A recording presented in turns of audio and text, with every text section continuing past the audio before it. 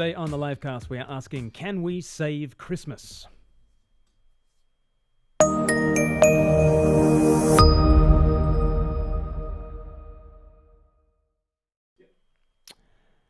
Hello and welcome to the LIVEcast. My name is Glen Scrivener, otherwise known as G Sizzle. And who do I have with me in the studio? Paul Feasy, otherwise known as P Fizzle. No, it was P Fizzy before. P Fizzy. Yeah, you see. But I'm G Sizzle. G Sizzle. I'm Sizzle. Yeah. You're not Piffle or Pizzle. Careful how you pronounce this. Is this cultural appropriation? Are we doing this wrong? I don't know, but we have been dubbed. It's not our naming of ourselves. We would never be so proud as to do that. No, but, that's true. We will, as we get into with the mailbag, we have been dubbed. You have been dubbed P Fizzle. Right. Where did it even come from now? It was the auto captions, wasn't it, on YouTube? That's it. I remember. That would be it. And you're known as well for being such a fashionista. Yes. With your colourful cardies. Apparently. So yeah. I once again am blending into the background in the darkness here. So. Whereas I'm striking and I am, I don't fit in. That's fair. Yeah. Fair. It is what it is, and today we're asking, can we save Christmas? The reason being, all the headlines, certainly on the front page of The Guardian, that was, Boris is trying to save Christmas, and then many of the other kind of newspapers on one page or another, they ran with that kind of headline. That because we're going into lockdown 2, from the people who brought you lockdown 1. Lockdown in the city. Lockdown in the city. If you liked Lockdown 1, you're going to love Lockdown 2. Lockdown 2. But apparently this is going to save Christmas. Really? Yes. Okay. Yeah. Which, I don't know, like if you're a leader and you think you're saving Christmas, I don't know if you've looked at the Nativity story recently, but the leaders in that Nativity story don't come over very well. They try to ruin Christmas, really. Caesar Augustus made a decree, and then Herod, he gave it a good go, didn't he? Ruining Christmas. Yeah. But, we don't save Christmas. Christmas saves us. And we've got Dave Walker on the live chat saying, aside from the questionable soteriology, big word, Dave Walker. We can tell you went to Oak Hill Theological Seminary. Aside from the questionable soteriology, it's the doctrine of salvation. It seems like a great opportunity for a Dr. Seuss quote. Can we save Christmas? Well, he quotes from The Grinch. And he says, every who down in Whoville, the tall and the small, was singing without any presents at all. He hadn't stopped Christmas from coming. It came. Somehow or other, it came just the same. Then the Grinch thought of something he hadn't before. What if Christmas, he thought, doesn't come from a store? What if Christmas perhaps means a little bit more? Which is, it is interesting, like when people talk about saving Christmas, it's true that when Boris says saving Christmas, he does mean this 19th century Dickensian construct of cozy around the hearth, kind of toasting marshmallows and watching Die Hard again, because it is a Christmas film. As they did in the time of Dickens. Gradgrind, remember when he went through the mines like that? No, I know what a TV dinner feels like. Yeah. What's a TV dinner? What's a TV? But so absolutely, when we say that we don't save Christmas, Christmas saves us, we're not falling into thinking that Boris is saving the actual first century, the incarnation. I should think not. No. I should hope not. But yeah, it is interesting the way it's being framed again. We are to protect the NHS again, and what is being allowed to be opened is quite interesting. So schools are going to stay open. Yeah. The NHS is going to be protected, and Premier League football is going to continue. So. Whereas will churches be allowed to meet? Probably not, as things stand. And do write to your MP and sort of say, look, it's strange that they could have the stadiums a place of worship open, but not our place of worship. Well, it's a strange thing, isn't it? Exactly. And did you come across that thing where you weren't allowed to go to the stadium to watch a football match, but you could go to a cinema to watch the game live beamed into the cinema? Yes, I did hear about that. In an enclosed theater. Space, all packed together like sardines in rows. Yep. Makes sense. Makes perfect sense. This is also why I'm like, this is why I do not yet attribute motives to the government of malice, because malice aforethought kind of assumes thought Yeah. But, what was it someone said when we talked about this before, that we shouldn't attribute yes. malevolence Yes. when it's probably just incompetence. Exactly. Ignorance is a much much more elegant solution to the why question at this point. So, so football is allowed, which is kind of our places of worship. Mm-hmm. The NHS is our national religion. Yeah. And education is our great hope, right? Yeah. But our true. church is allowed to meet. Apparently not. So again, do write to your MP. As I saw on Twitter, somebody said banning churches during a national crisis is like banning lighthouses in a storm. Nice. Yeah, very, very, very well put. And we do need to be a beacon of hope. Now, the fact that in the national conversation, people don't instantly think we must have churches, that's our fault. If we haven't proved ourselves to be indispensable to national life, like it's not the world's fault if we haven't been the light of the world, right? So I think I take that more as a rebuke to the church as opposed to a finger wagging at the culture. Oh, yeah, you like your Premiership football, but sure. you don't want to come to church, do you? And we've already picked up, from the interviews we've done in recent weeks, that both people like Tom Holland, Douglas Murray have, also kind of noted the kind of slight kind of incompetence of the church in these past few months, or the lack of efficacy and actually stepping up and really doing much. Right. Are we a lighthouse in the storm? Or have we just batten down our own hatches? Have we battened down our own hatches and watched Netflix and had some really quite meaningful Zoom chats every now and again? I think they raise good challenges to us, and I think I saw earlier today on Twitter. I think it was, Carl Beach, I think, was saying, we've said for years, kind of, it's not about the building and all this kind of stuff, and then he said, "No, this is the test, isn't it? Like, do we really believe?" that? It's not about the building. I think it is about bodies. It's about the gathering and incarnate gathering. Yeah. So we do need to kind of draw a line in the sand about that. But I think we need to innovate and we need to prove ourselves to be indispensable. But I do think I did a little commentary on Epicurus versus the Stoics over the summer, which is kind of a look at these ancient Greek ideas of what is the good life. And the Epicureans were all about pleasure, and the Stoics were all about virtue. What is the good life? An Epicurean says the good life is pleasure. A Stoic says the good life is virtue. And interestingly, Tom Holland, at the same time when he was being asked about what is the church's response to lockdown, he said, actually, lockdown is quite an Epicurean thing to do.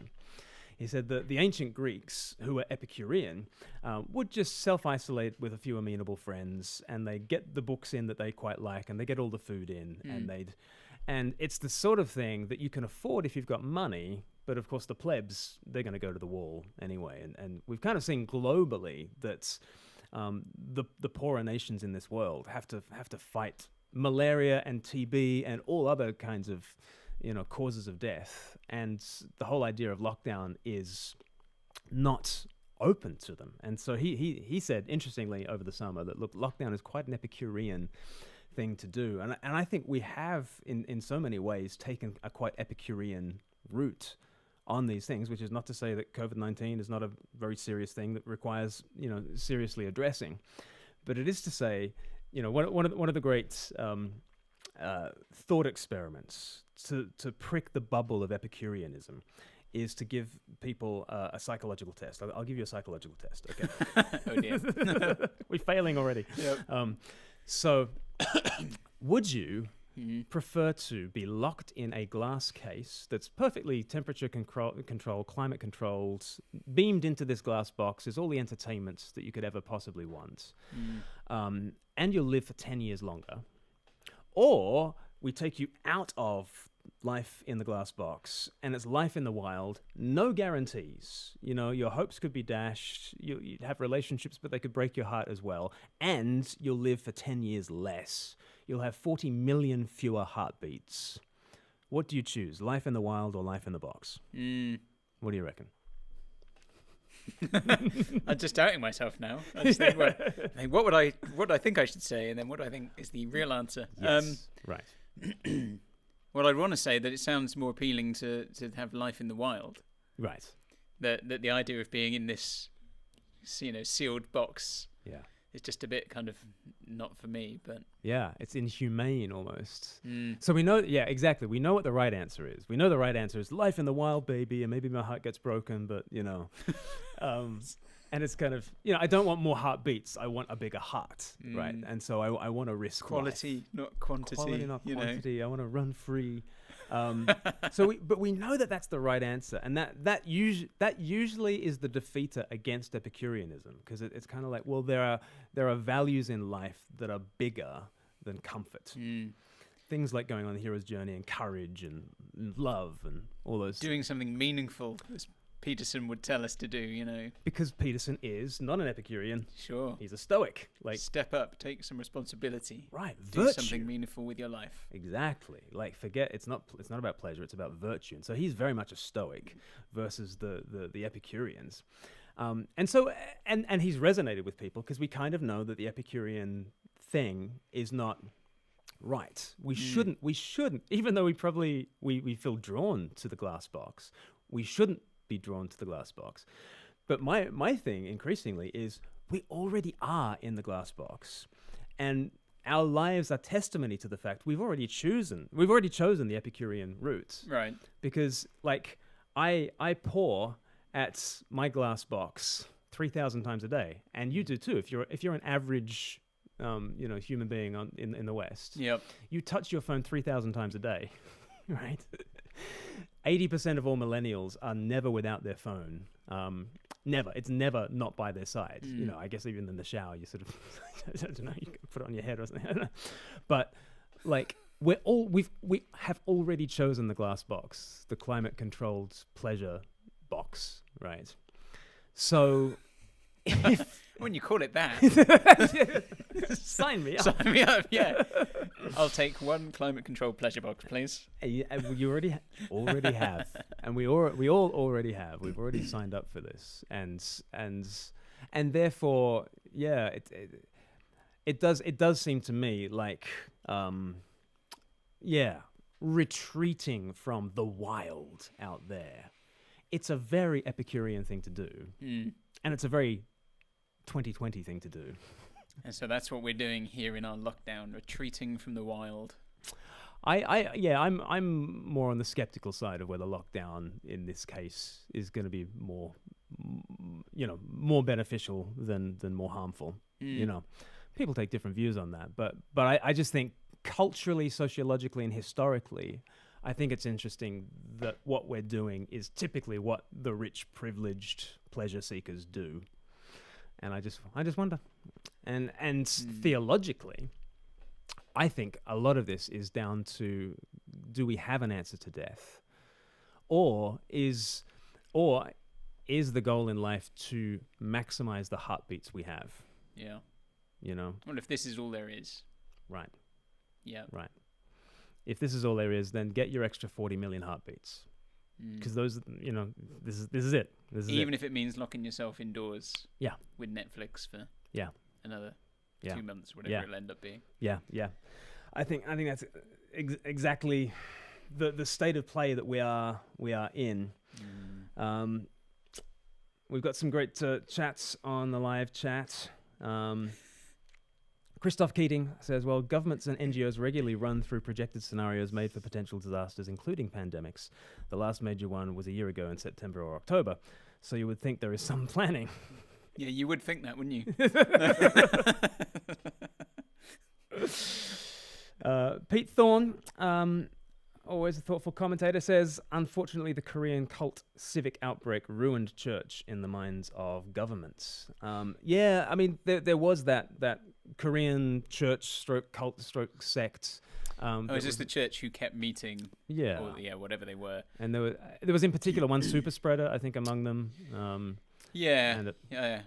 they refused to stop, didn't they? And then so I do remember reading about that. Yes, and in this country, I don't think there have been any outbreaks that have been associated with churches. Not to my mind. No, I saw someone talking on Facebook about they'd asked someone, who was a bit higher up in, whether that was the case, and they didn't think there'd been any outbreaks. No, because a lot of people are arguing, aren't they? Actually, churches are largely going to be more COVID safe than shops and places like that. So. Yeah, no, I think it's one of the safest places you can be in, and so therefore it's heartbreaking if you don't see a fellow member of your church on a Sunday in church, but you do see them at a restaurant on Tuesday or in the pub on Friday, because I think it's one of the safest places you can possibly be.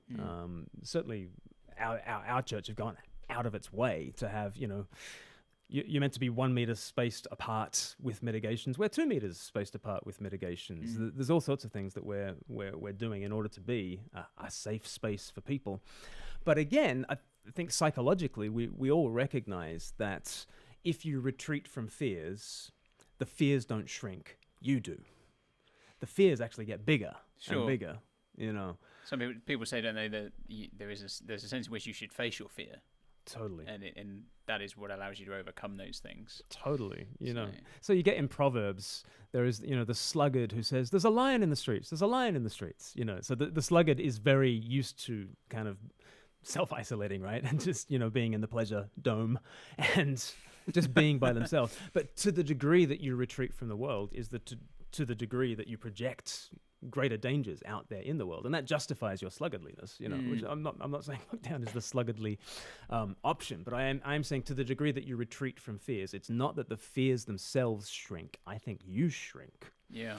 And there's all sorts of kind of psychological interventions that basically, in the face of fear, bring you into a controlled environment in which you face the scary scenario, because that's the only way that the fears kind of subside. Is to face your fears, and of course, I guess what that means, if someone's scared of dogs, they'll put you in a room with a dog on the other side of the room behind a bit of glass. Do they do that? Yeah. I think, in extreme cases. Okay. So I remember someone or a friend of a friend who was terrified of dogs, and she had to go to like a place where she would see like a dog on the other side of a bit of glass, and then eventually be in the same space and. With the dog on a lead, and then able to touch the dog and all kinds of, Yeah. Obviously, it's not going to be quite the same we'll just stick you in a room with a bit of COVID. It's on the other side of the glass for now. Whatever. For now. That's not quite how it works. But yeah. So I mean, how do we face that fear? Yeah. Especially when the ultimate fear is death, according to the Bible. Like according to Hebrews 2, that we've been held in slavery, in bondage to our fear of death all our days. Yeah. And you stop most people on the streets and you say, what are you afraid of? And most people don't say death, like straight off the bat. Spiders. Spiders. Yeah, it Surely is, that's isn't the it? top one, definitely. It is. It's so weird, that one, for me. Clowns. It's all those things. Yeah, being naked in public or whatever. Yeah. Public speaking. Yeah, that is when people talk about it, isn't it? People, it usually comes top of the thing, yeah, and which is so weird. Like in the Bible, like the biggest fear is death. Like when you ask people in the street, it's public speaking. They're literally saying death. They say, yeah, at a funeral, you would rather be in the coffin than giving the eulogy. Brilliant. That seems, that's not a correct ordering of fears, I don't think. But I think even. Okay, but what is a fear of public speaking? It's the fear of being exposed, it's a fear of a kind of a social death. Sure, yeah. Being seen to be an idiot. Drying up and not having anything to say and looking stupid in front of people. Yeah, I mean, welcome to our life. Here we are. Like, we face our fears on a weekly basis. Just clinging on for dear life at this point. But this is why we're not afraid. We die every week. But I mean, that's what comedians call it. Like when you do badly, you die on stage. You die. But you just go back out there and you die again. That's the way you get over your fear. But every kind of fear is a kind of death. So, if I fear losing my job, it's because I fear the status, and so there's a social death. But I also fear the loss of status. I also fear the loss of income because, if you keep that going, then yes, there will be a death. And I do think if you trace back all your fears to their source, you find death. But we're living in a culture in which we don't see death anymore. No, absolutely not. And that's what we're going to be doing in this livecast. We're going to be having a look at an interview that we've done with John Bear. Not seeing death in this livecast. Well, I don't know. The night is young. We'll see how we go on. Let's see. We'll be talking about an interview that I did with John Bear, an Orthodox theologian, one of the great patristics experts in the world. And really one of his major themes is looking at this issue of death. And we got into it. Yeah, it was great. On Friday night. And I think everyone who's watched it has had a strong reaction to it. Mostly people have really, really liked it. Yep. But I noticed it had a really slow uptake if you have a look at the analytics, the stats. Because, right there on the thumbnail is facing up to death. And nobody wanted to click that. No. I might just put Netflix on again. Yeah, exactly. But this is how you get a heart of wisdom, Let us number our days rightly, says Moses in Psalm 90. Let us number our days rightly so that we get a heart of wisdom. So we're going to do something that's difficult, which is face up to death.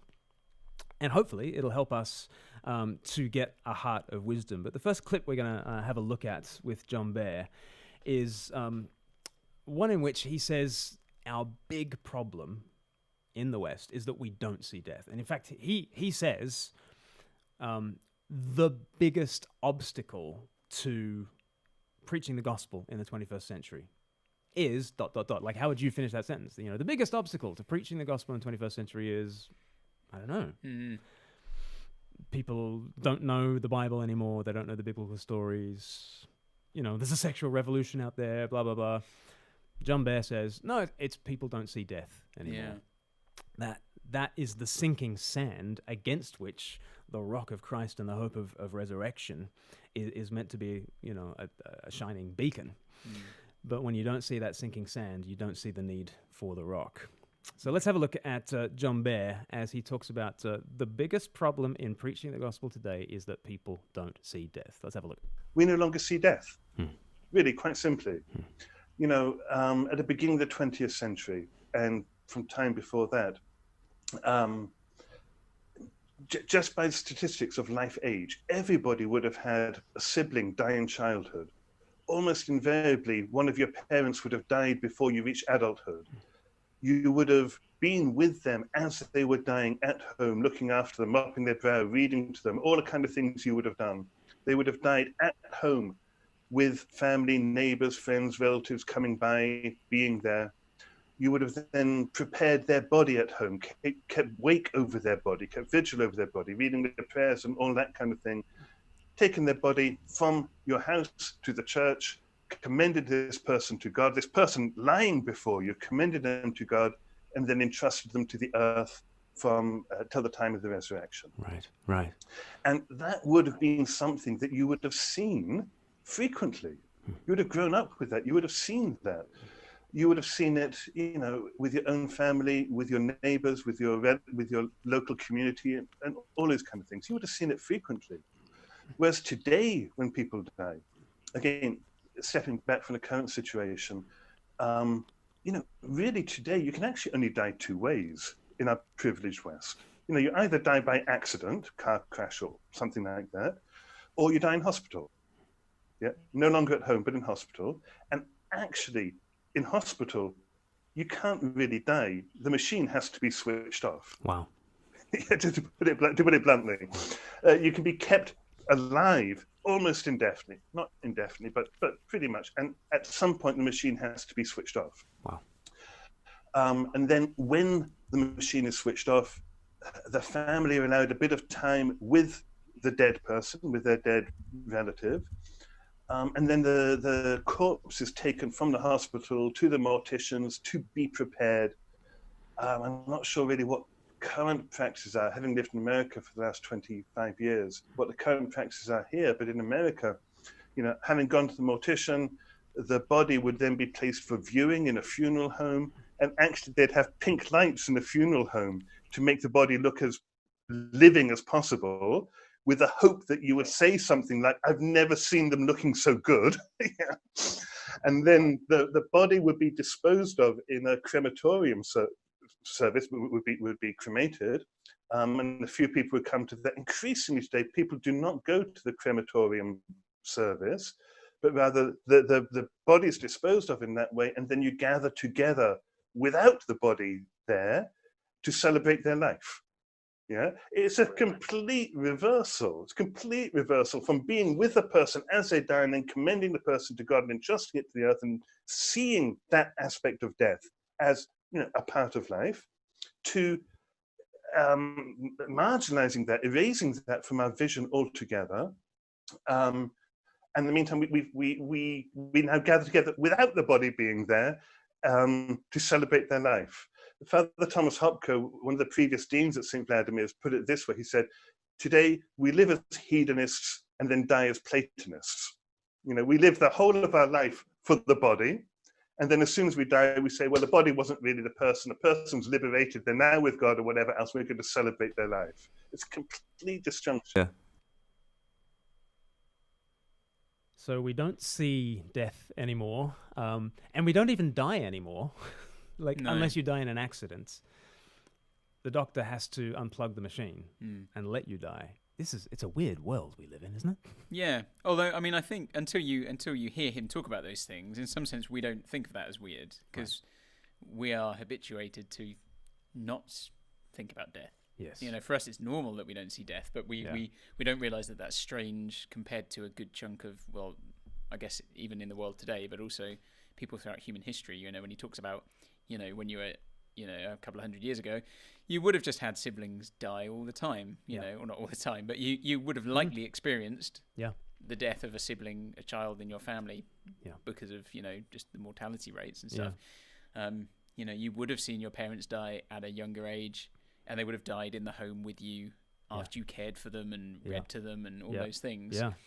And I think we talked about it before, a while back about, certain places. It's very traditional, isn't it? Grandma dies, and of course, what happens to grandma? Well, she's not just in the hospital and carted off to the undertakers to be, disappeared, crucified, and to disappear. She's put on, she's on the kitchen table for a couple of days, and everyone from the village comes, and they all sit and, sit round and have this wake, and there's a bit of a vigil.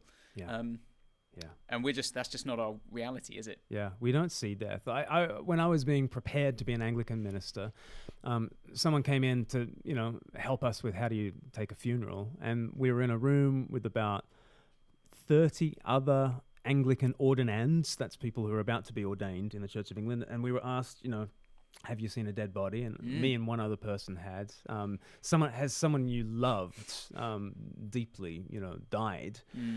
And so few people actually put up their hands. Yeah. And, I guess I was in my late 20s at that stage. And, to get to your late 20s and not to have loved ones like in your circle die is just absolutely ridiculous. And I suppose, there would be, I didn't see a dead body until I was, I think, early 20s.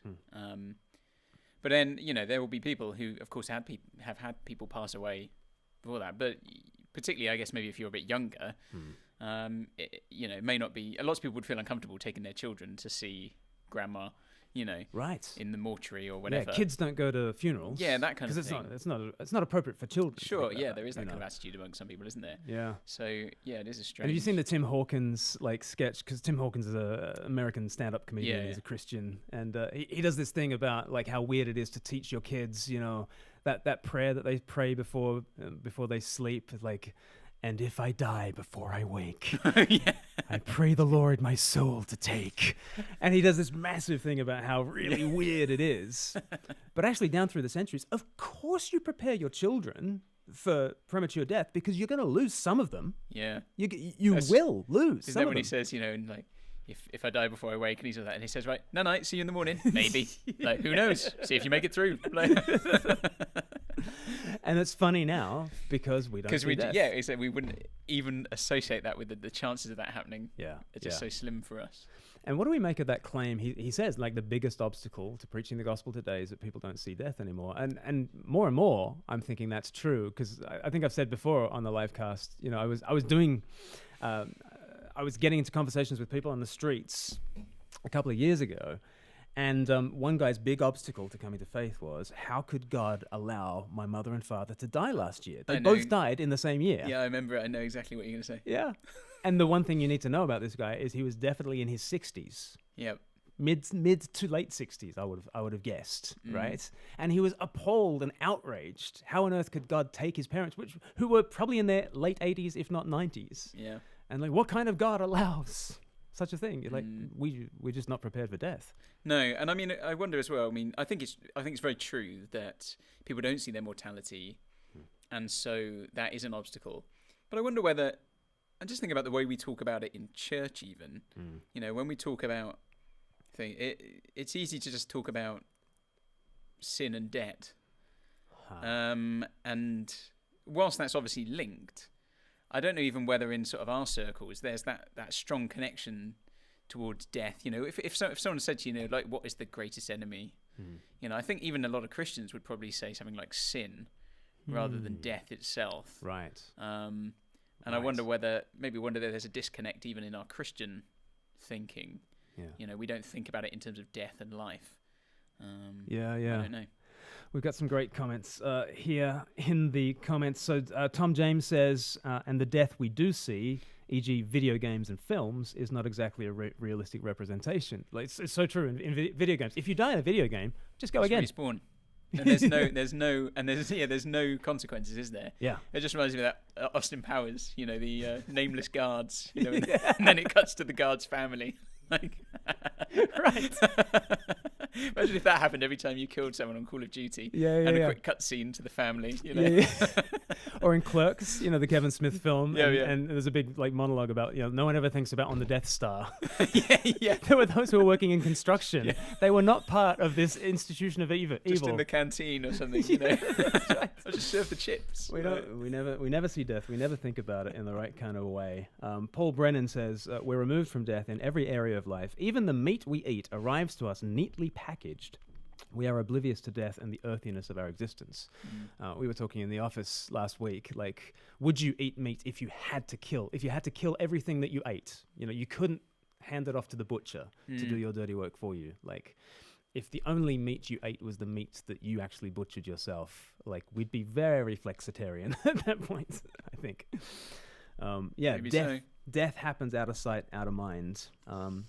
Brandon John Kemeny says, do you think a lack of exposure to death contributes to the lack of emphasis on legacy and children? I think maybe that is that we don't see beyond our own little generation, because we kind of think we're living forever. So why would I need legacy? Legacy's for when I'm gone. I'm not going, am I? You know. Yeah, that's interesting. We never think about that. So in this light, if we don't see death but we should, what is it that is going to help us to gain wisdom as we face death? And that's the next clip from our John Bear interview we'll have a look at. What is it that we can learn as we face our death? Let's see the clip. What is the wisdom that we can learn as we seek to stare our mortality in the face? Oh, it goes right to the very heart of the gospel. And I would take for that my lead from Christ's words to Paul: my strength is made perfect in weakness. Unless we acknowledge and recognize our fragility and mortality, we're never going to be receptive to the gospel. And the gospel is precisely that powerful word which perfects the strength of God in that weakness. I mean, it used to be, I'm from an Anglican tradition, that you talked about the liturgy of death that happens. Well, every Ash Wednesday, ash to earth, ashes to ashes, dust to dust, you are marked with this sign of your mortality, and you're meant to regularly contemplate that fragility. But it's even more than that. I mean, I would even say, with regard to one of the two fundamental sacraments of the Christian tradition, baptism and Eucharist. Yeah, baptism is clearly an anticipation of our death. So Paul in Romans said, if you have died with Christ in baptism, you will also rise. And it's really interesting to note the switch from the past tense to the future tense. Baptism, done once for all, but you're not dead yet. Therefore, the resurrection lies in the future. And so, he says, live as if you are dead. Okay? So baptism is not just kind of, entry into the club. It is entry into the manner of living in which you're now going to live as if you are dead. Okay? And likewise with the other sacrament, the Eucharist, we often take the words of St. Ignatius of Antioch. The Eucharist is a medicine of immortality. Yeah, the antidote of immortality. And we think about it as, participating, an act of giving thanks and being nourished spiritually and all the other kind of things, which is true. But most fundamentally, when Christ asks us the question, are you able to drink the cup I'm about to drink? What's he talking about? He's talking about, are you able to share in my passion with me? Are you able to stand at the cross? Are you able to take up the cross? Are you able to do that? That's what participation in the Eucharist is about. So when Ignatius calls the Eucharist the gift of immortality or the medicine of immortality, it doesn't mean, as we tend today to hear it, take this and you won't die. No, obviously you're still going to die, yeah. But as Paul says, only that which has died will never die again. If you share in the Eucharist as a sacrament enacting your own death, sharing in the cup, then the life you're beginning to live through that cannot be touched by death because you've entered into it through death. We've substituted the question of life and death. We think that what we've got is already life. Yeah, and that we can perpetuate it indefinitely. When Christ says, I've come that you might have life, well, that means we don't have it. Yeah. I've come that you might have life, and this is how you enter into life. Follow me. Right. Yeah, I thought what was really interesting about that clip is the way he talks about baptism in particular. And I thought it was really fascinating that, when we think about baptism, well, often the way we talk about it is when you're baptized, that you got this kind of very visual representation of kind of going down into death, and then you rise up out of the waters to new life. And interestingly, like, he seemed to say something a bit different to that, or at least to my mind, that in baptism we're baptized kind of into death, but the rising comes in the future. Right. So actually, rather than going down and rising into a new life now, he said we're living in you live the death now. Yes. Which means when you can say, well, I've died with Christ, then actually it's easier to die in everyday life. Right. Because you're in this this mentality or thing that you are already dead. Yeah. Which I'm not sure was a perspective I'd heard before. Really, I've not heard it put that way. It's often like the biggest argument for full immersion baptism is you've got the visual imagery of down into the waters and then up again. So and so that's what we are. We've died and we've risen again. Whew, yeah. That death bit it was quite brief. We got through that quick. We got through that very quickly. And now I'm on the other side, and now it's all resurrection for me. Which is not actually what Romans 6, which is the big place that you go to when you want to do the whole baptism is burial and resurrection. Just check it out. Romans 6 verse 3. Don't you know that all of us who were baptized into Christ Jesus were baptized into his resurrection? Oh no, wait. No. It doesn't say that. What? For a second there I was like, what? Right. We're baptized into his death. And we kind of think of it as we're baptized into his resurrection. We're baptized into his death. We were therefore buried with him through baptism into resurrection. No, into death. Yeah. In order that, just as Christ was raised from the dead through the glory of the Father, we too may live a new life. So we can live, and we can live a new life, but we're still awaiting resurrection. If we have been united with him like this in his death, we will certainly also be united with him in his resurrection, future. So, for we know that our old self was crucified with him, so that the body of sin might be done away with, that we should no longer be slaves to sin, because anyone who has died has been freed from sin. So it's very strong, even in the passage that you think of straight away as we're baptized really into resurrection. Say exactly what you thought it might have said. Baptized into death. Yeah, it's kind of it's a real kind of challenge to the Jesus is my life coach kind of approach, isn't it? Where Jesus says, come and have your best life now, type stuff. And there's obviously extremes of that, but even within Reformed circles, there can be elements of that. Yeah. And Jesus really does say, just come and die. Come and die. Where are you going? We're going to die. All right then. We'll come along. Right. This is what really inspired Cannonball. If you guys know the Speak Life film, the Easter film of 2016, I think, was an animation.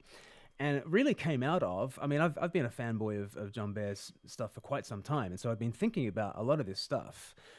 And the idea of Cannonball is we're born sinking into quicksand. That's the first line of the video. Born sinking into quicksand, a sick land, a pit damned. And it's this... So I was just going to thought you were going to spit some some rhymes, some lyrics some there. rhymes. As soon as I wrote it, I thought, oh, this is a rap. I can't perform this. It's not for me. It's not for me. And Governor B came and did a great job. We'll put a link in the comments. But we're born sinking into quicksand, and the opening scene of this video is there's a baby, and it's kind of crying, and it's there it is in its cot, and there's kind of like these ropes around its feet, and it's being pulled down into this chasm, this abyss. And then the next scene is a husband and wife on their wedding day, and it's wonderful. And then you see that there's the same, ropes around their ankles, pulling them down into the chasm, and everyone's sinking down into quicksand, sinking down into death.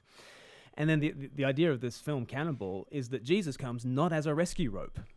He does not come and say, oh, let me cut the bonds, let me cut through those ropes and give you a hand up. He doesn't give him a hand up. This is not the gospel. The gospel is not Jesus giving you a hand up from the grave. The gospel is Jesus, like a cannonball shot from the heavenly skies. What is it, Lime? What is it? You wrote it. On a mission of collision causing catastrophic fission to our carrying coalition with morticians, right? There is Jesus. You're worthy of the G-sizzle name right there. Like a cannonball shot from celestial skies, from the farthest side, a divine nosedive, like a cannonball shot using love as ammunition on a mission of collision causing catastrophic fission to our carrying coalition with morticians. And down to earth he comes to reverse all natural ambition. The people said, stranger, you're doing it wrong. You should prolong your days and keep well away from the ravening graves. And yet Jesus doesn't. Everyone's trying to stop him from going down into the pit. He is a cannonball, and he faces that death, and he truly dies. He truly endures the storms of judgment and wrath and hell. He truly dies and punches a hole through death, comes out the other side, and the film finishes with Jesus on the far side of death, having punched a hole through that chasm. He then says, come this way. Come and I am the door. And this is the way I think of the gospel, is that it's not that on the one hand Jesus says, come and I'll give you life, and life in all its fullness. But on the other hand, he says, come and bear your cross, die to yourself, do all that nasty stuff called death. It's not, Jesus is not saying, on the one hand, I've come to bring you fullness of life, but on the other hand, I want you to die. It's, come and die. That is the way to life. And therefore, the call to fullness of life is the call to come and die. Which is, and I wonder whether, just try and clarify some of it maybe, that we would often say things like, it's suffering then glory, it's the cross before the crown, it's those kind of things that you hear. Right. And there's very much that sense, isn't there, that you go through the suffering and the death, and then you get to the good stuff over here. The good stuff, yeah. And I think what John Bear was saying was that, it's not so much that you go through one to get to the other. It's that by having the death, going through the death and the suffering, actually in that is the fulfillment and the goodness. Yes. That is the good, the good life of God in some way. Yes. Yes. We obviously, we say it quite flippantly, don't we? But it's better to give than to receive. That sacrificial giving of ourselves in some way and martyring ourselves, is actually where we find fulfillment and meaning in life and reason. Yes. Which is completely countercultural, because if you said that to anyone outside of this framework, they'd probably say, well, they might say that you do good stuff and that's okay, but the idea that basically just giving of yourself is the thing that you find the fulfillment in the good life. Probably we want to be in the box being fed the good stuff, right, rather than giving of ourselves. Yeah, and that's why John Bear started where he started. We need to face the fact that we're dead already. We need to face the facts of our mortality. And he says more than just, because I think you said at one point, that we're spiritually dead. And he said not even spiritually, not even just that, just physically, from the moment you're born, you have this breath in you, and that breath will run out. There is it's the physical death as well. Yes. And I mean, someone, I think, Christoph Keating earlier said, actually it's obvious, isn't it, that sin and death are linked, so it should be more obvious to us. Right. But I wonder whether we just tend to think only in the category of spiritual death when we think about sin and death, rather than physical death so much. Yes. And that's why when we're faced with physical death, even as Christians, some people are kind of going, and still quite uncertain about the whole thing. Yes, yeah. And when you go to Psalm 90, when it talks about numbering your days so that you get a heart of wisdom, it says that we perish under the wrath of God, and that our mortality and our physical death is part of God's judicial judgment against our sins. And we don't tend to think in those terms. We think of death as a technical problem that the doctors will solve, Whereas it's a judgment that a righteous God gives for our sin. And the Bible holds it far, far closer together. I think because we've become so technologically advanced and medically advanced, we think of death as a kind of an intrusion to be escaped by being clever, as opposed to a righteous judgment from a merciful God. That if we accept the judgment and die in the right way with Christ, then this is the path towards life. We're going to die anyway, and John Behr is saying, accept the good death in Christ and with Christ and through Christ, and that is the path to life. But I think if we haven't faced the inevitability of death in the first place, then the call to come and die is we're gonna feel like, no, I'm not gonna die, right? Yeah. I'm not gonna die, Jesus. I'm gonna walk this way. Yeah. And the whole of the scriptures say, you fool, of course you're going to die. Your one hope is not avoiding death. Your one hope is dying in Christ and with Christ. Brandon Kemeny has said there seems to be different kinds of death in the Bible. I'm hearing at least 3 in this conversation. 1, we're dead in sin, that kind of spiritual death. 2, there's death with Christ in baptism. And 3, there is physical death. And I think, yes, and I think all those 3 things are more organically united than we're used to thinking. So that my death, my physical death, is the wages of sin, and that the way in which I pour myself out for my neighbor is to utilize those extra few million heartbeats, for the sake of my neighbor. I am embracing death in order to serve life and love. I think we need to hold these things far closer together than we ordinarily do. But when we do, I think we have a much richer gospel, and I think we have a much richer view of who God is, because for John Behr, God is revealed at the cross. So what is the cross? The cross reveals God. The cross reveals true humanity. Yeah. The cross reveals the good life. And all of those things are revealed as love and life poured out for the other. Who is God? He is love poured out for the other. And I think that's what's fascinating. I don't know if we're going to have time to see the clip about the image of God, but you ask him about what do you think about what does it mean to be made in the image of God, and he really interestingly, again, in our circles, I think we would always say being made in the image of God is, we're having this, everybody shares in this divine, the divine spark, whatever you call it, and what's that Latin? Imago Dei. Yeah, all that stuff, and it's all that kind of thing, isn't it? Oak Hill Theological Seminary right there. And really interestingly, he ties it, doesn't he, to... He says, well, you've got to read Genesis in the light of Christ, so if you've got to read kind of backwards, and if you just read the word image, you're kind of trying to work out what that means. But of course, in Colossians, there's just no doubt what it means to be the image of God, and Christ is the image of the invisible God. And actually, he says in that chapter, Paul was talking particularly about the crucified Christ. So, the true image of God is the suffering Christ on the cross. Yes. I think he says in the thing, if you were just sitting in the Jerusalem Starbucks and you saw Jesus walk by in AD 29, you wouldn't just be like, it's the image of God. It'd be like, it's on the cross in particular. Yes. And then, so he says that to be made in the image of God is to be conformed, to be made into the image of the suffering Christ on the cross. Yes. And then he draws some very interesting ideas about, in male and female, he created them as well. Right. I don't know how much you want to get into that, but it was just a really, really fascinating thing. The whole conversation was just so rich. Yeah. It's so much good stuff in there. It's kind of thing that you want to go back and watch 3 or 4 times to try and take it all in. And even earlier when we were trying to discuss some of it, there were these moments where I would just pause for about 30 seconds and go, well, hang on, there's this thing he said here, and these bits in my brain are colliding, and I can't draw them together. Yeah. But he just had a great way of talking about these things. Yes. Just a really rich conversation. So yeah, like who is God? He is love and life poured out. If he's if he's the source of being, he's a fountain of life. Where do you see the fountain of life? Where it is poured out. Where is it poured out? There on the cross. Yeah. So who is God? So like, you've never seen anything more divine than Christ on the cross. Which, when you orient your thinking rightly, it's obvious. If God is a fountain of life, then of course you see God when he's poured out.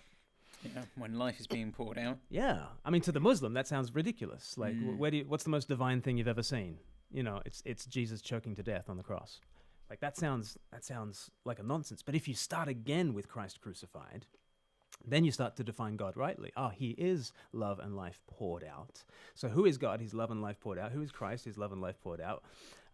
Who am I? I'm meant to be in Christ. Yeah. And what is in the death? Baptized into his death. And what is my good life now? To pour myself out. For others. And Brandon Kemeny has asked a good question. He says, Christ's death was the means of gaining salvation for us. Is there a way that our deaths are to emulate Christ in this? Do we earn or gain something by our death? Obviously not our salvation, he says, which is true, but it put me in mind of Colossians chapter 1, which we've already referenced. It's the paragraph that begins, Christ is the image of the invisible God, and it's the paragraph that finishes, he makes peace through his blood shed on the cross, which is, what is the image of God? What does God look like? Well, picture Christ in peacemaking sacrifice, the blood dripping down. There you've seen God. And then Paul says in verse 24, now I rejoice in what was suffered for you, and I fill up in my flesh what is still lacking in regard to Christ's affliction, for the sake of his body, which is the church. So Paul is kind of continuing on with the kind of the sacrifice of Christ, not in the sense of salvifically. Sure. He's not atoning for sin in his sufferings, but he bears on his body the marks of Christ. He says that in Galatians. He talks about in 2 Corinthians how many times he's been whipped and all that kind of stuff. He bears in his body the marks of Christ. Because in Christ and with Christ, he has suffered too for the sake of bringing the free salvation of Jesus out to the world. He hasn't purchased the free salvation for the world. Christ has done that fully, perfectly, sufficiently on the cross. There's no adding to that. But now there is a participation in the life of Christ, which is a life of love poured out. So I think absolutely, wrestling with what these verses in Colossians 1:24 mean gives you a very rich understanding of what the glory of the Christian life is.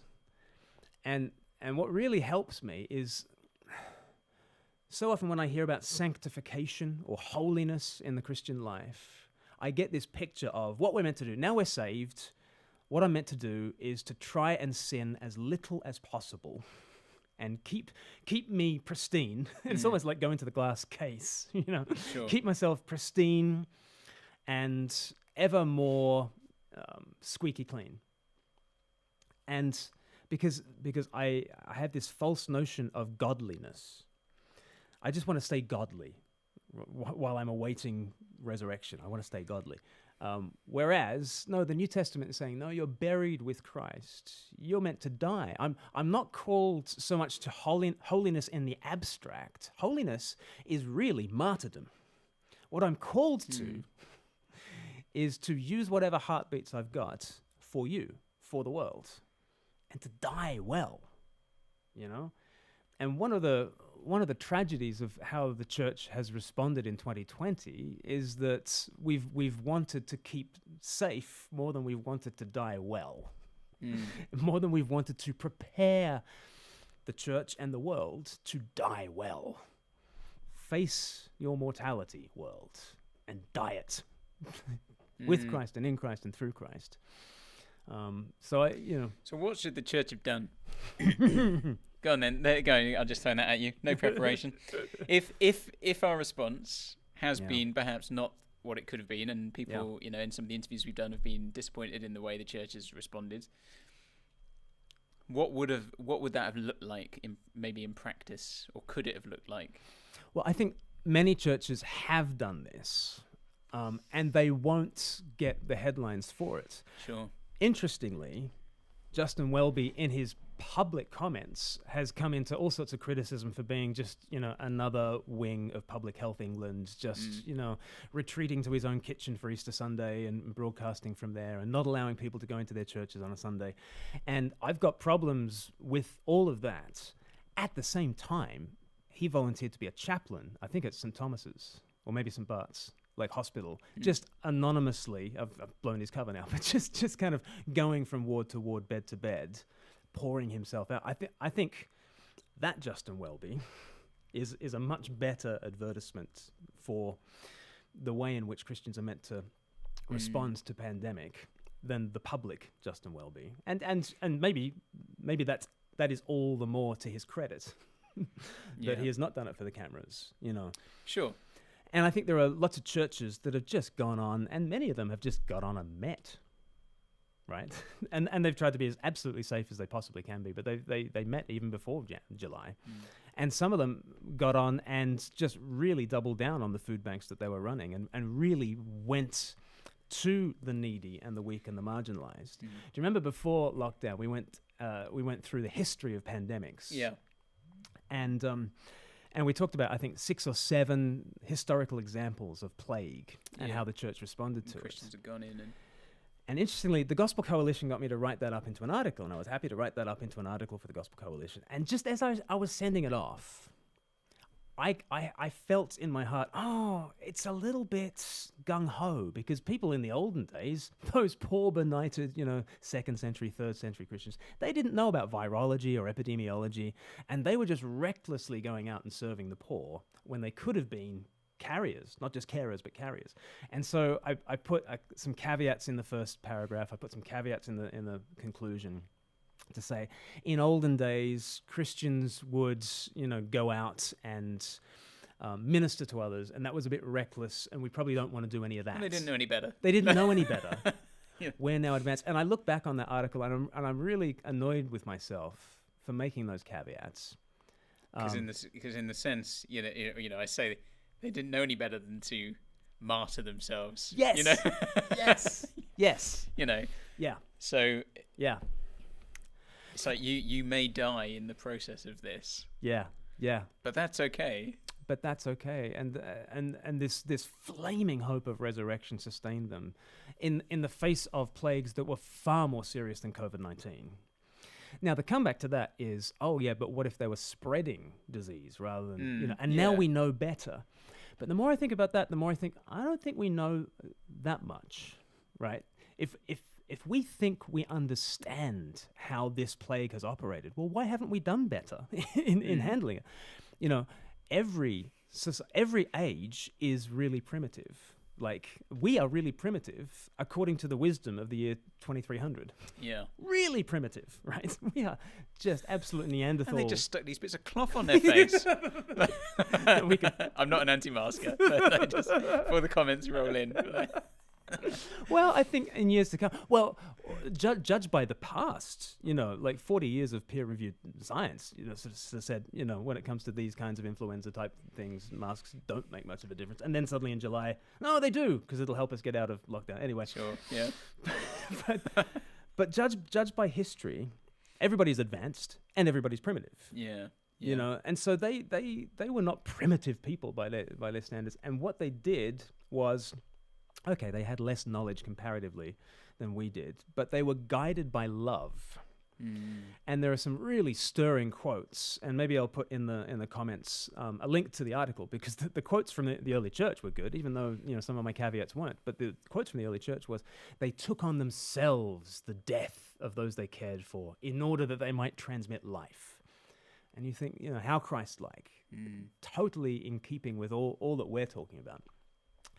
And I think that was the wisdom that, the churches ended up being a heck of a lot more resilient, because we are anti-fragile, and viruses is one way, and our immune systems is one way that proves that we are anti-fragile, that actually in encountering the things that we've been fearful of, we get stronger, and the Christian church got stronger. And Rodney Stark said, this is one of the key factors that led to the growth of the church in those early centuries. So what are good examples? Well, go to history and go to the quiet examples of a whole bunch of churches that just got on and served in their communities and figured out ways of meeting and figured out ways of getting out and loving the least and the last and the lost. I mean, in one sense, the church, I would imagine, is always going to be in a difficult position on things like that, because you can do a very public work of good, of serving those who need it during this time, and there will be those who say, look at you just parading your virtue before your righteousness and your virtue signaling, and then, or you can do it very quietly and people will say, well, the church didn't do anything. So I think that is probably part of the reality as well. I'm always mixed when people sort of talk about Justin Welby, and I kind of think, well, which Justin Welby? Because I do think the public Justin Welby has been far too insular, whereas the private Justin Welby, ironically, has been far more outgoing. Yeah. So there'll be people who grab the headlines for being bold and meeting. We don't care, who knows about it, and we won't wear masks, and we won't socially distance, and blah blah blah. And they'll grab headlines for that. But I'm not saying that, but I do think, in a society in which, we've said that schools mustn't close because education is really important, and the Premier League football matches, they must keep going because football's our religion, and we must protect the NHS because, that is our great hope. We do need our churches to be lighthouses at this moment, and to be proclaiming something different to what the rest of the world is doing. And I think the rest of the world is being Epicurean. And apart from anything else, one of the great drawbacks of being Epicurean is that it's not very loving. Look at the majority world that always has to cope with like a dozen diseases that are deadlier than COVID and that will kill people far more than COVID kills. And yet so many developing nations are copying us when they can't afford to copy us. Because it's not just the virus that is catching, fear catches as well. So can we model hope? Can we model boldness? We were studying together this morning about encouragement in the Bible. Why does the Bible constantly talk about encouragement? It's literally putting courage into you. And these days, we think of encouragement as giving someone a little affirmation. You're good enough. You're smart enough. Chin up. Keep going. Yeah, you're lovely. You're great. That's not encouragement. You wear great jumpers. Thank you. Not like Paul's. You have had some love in the comments. I did see that. Yeah. Thank you very much. There has been love for your comment, for your sartorial elegance. But what was I saying? I have no idea. Sorry. Derailed it. No, but there is courage to be put into the other person, because we're in a battle, we're in a fight. We are all dying, and we need to die well. And this is the message that we have for the world: come to Christ and die well. These are brilliant comments we're having. Brandon Kemeny comes back and says, "Holiness is really martyrdom. Make it real, why don't you, Glenn?" Okay. S.J. Thomason, hello S.J., loving this. Amanda K, would the perspective the church needs to show how to die well, etc., be different if this virus were killing children instead? This sounds like I'm making a point, but I'm not. Genuine question. Man, it's been such a mercy, hasn't it? I mean, this is all plagues are judgments. Like a death is a judgment, plagues are a judgment. We need to reclaim that. It's a judgment from a merciful God. The culture seems to think that these plagues are outrageous intrusions from a merciless creation or a merciless world. No, the Bible says that plagues are righteous judgments from a merciful God. And if you think that they are outrageous intrusions from a merciless world, then you're going to just do everything you can to try and sidestep it. If you can receive judgment from the hand of a merciful God and find the mercy in it, that is the path forward. One of the mercies is, the average age of death of someone with COVID-19 is higher than the life expectancy of a UK citizen. Extraordinary. Absolutely extraordinary. In Psalm 90, it says, our life expectancy is 70 years and 10, or 80 years if you have the strength. So it's either 70 or 80. In this country, the life expectancy is about 82 point something, or 81 point something. The average age of death of someone with COVID is 82 point something. Is there any more merciful way for God to say to us, no, you really are mortal. You really are going to die. No, seriously, you're not sidestepping this thing. And he's given us a disease that kills us on average at the life expectancy at which we're going to die anyway. And our children have been spared. This is the most merciful judgment. Are we gonna pay attention to this? Or are there going to have to be other judgments? Because, if you rank COVID-19 against other plagues in the world, the Black Death was killing between a third and a half of people at various points in various cities. This has been very merciful, and I think we've taken for granted our, immortality, even in the face of COVID-19, and part of it has been, well, our children are okay, so I guess it's not too serious. I just think that's a dangerous game. Like, God is really saying to us, you're gonna die. Like, you're really gonna die. This is the most merciful way he could do it, actually. Will we pay attention? I don't know. I don't know. Ranting. Lots of great things that people are saying. We've gone way over time, but hopefully people think it's been worthwhile doing. Guys, you really need to check out the John Bear interview. Tell them why do they need to watch the John Bear interview, Paul? Well, I mean, it's just excellent. It's just rich. It's full of so much good stuff. I mean, and it's, like I said, it's kind of thing you'll want to watch again and again, because there is so much in there that will just make you think about things that you've probably got loads of ideas about stuff, and you'll hear John Bear kind of say stuff, and you'll go, oh, I've never thought of it like that. That's really interesting, and that's challenging. Right. And I think we could all do with that at the best of times. So it's great, really kind of edifying. Yeah, very encouraging. And encouraging, it puts courage in you. And even as I've been talking, I've been thinking how actually the lessons that you draw from John Bear are kind of the same whether a Christian or a non-Christian. Like the answer is die well. And some people are completely unprepared for death. But even as a Christian, I'm unprepared to die today, aren't I? Sure. Am I prepared to die today? I mean, I just thought it was fascinating when he basically, his whole thing about baptism, baptized into death, and the resurrection is later. Right. It was just kind of saying, well, you're already dead. Yeah. You're dead already, so, may as well just go out and die. Yes. Like, no, like in terms of just the way you live your life. Yes. I was like, oh. Yeah. Oh, you should have just said that before, really. Why did no one tell me this? Why did no one put it that way?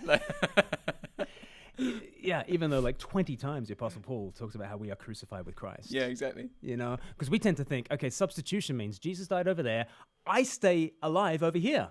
Whew, yeah. Dodge the bullet. Yeah, we think we died, and then we quickly came up into the new life. Yeah. And into the resurrection life. I have been crucified with Christ. We've lost so much. We tend to think that because Jesus died for me, that means I don't die. Jesus over there takes the zap. I'm over here. I get the blessing. Hey, at least I don't die now. Yeah. It's not that. It's Jesus takes you to himself and then runs headlong into death and shields you from the wrathful judgment of God's. But you still go through a fiery furnace with him and in him and come through the other side. There's no way around death. Let's die well. Brilliant. Another great resource on this is Nate Wilson's Death by Living. He really takes up these same kind of themes in terms of how do you live well, die well. Great. So check that one out. Later on this week, we've got a great video coming for you. It's a poem by Dennis O'Driscoll called Missing God. And Thomas Thorogood's done a great job, one of our interns, at putting some vision on that. And do check that out. I think it's going to release on Wednesday. Then on Friday, we've got Wendy Alsop, who has written the book on suffering, and she's got a great book called Companions in Suffering that's coming out, and we talk together about Genesis chapter 3, about Job, and about how the good Christian life is actually walking through the valley of the shadow of death with Jesus. So we'll be continuing on with that theme with her. Next week, we'll be doing LIVEcast in different cities, towns. So Crowborough and Eastbourne because of Lockdown 2. If you like Lockdown 1, you're going to love Lockdown 2. And stay tuned. Next Tuesday, we're going to do 321 webinars. So we found that during Lockdown 1, it was a really, really great way of reaching out. And we hope that you can invite friends along to doing 321. It's a gospel outline that we've come up with.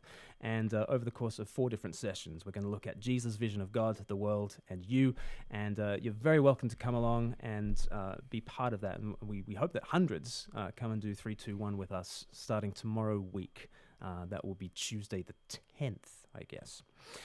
But that should do us, shouldn't Absolutely. it? Yeah. As always, you can follow us on all the social medias, so Facebook, YouTube, Instagram, Twitter. Just search for Speak Life UK and give us a like, follow, subscribe, or whatever the terminology is on each platform. And then also you can head over to speaklife.org.uk to find out anything about us on our website. And if you kind of add a /sign up on the end of that, you can get our email each week, which kind of rounds up all the resources we've done. So do get signed up. Brilliant. Well, have a great week and die well.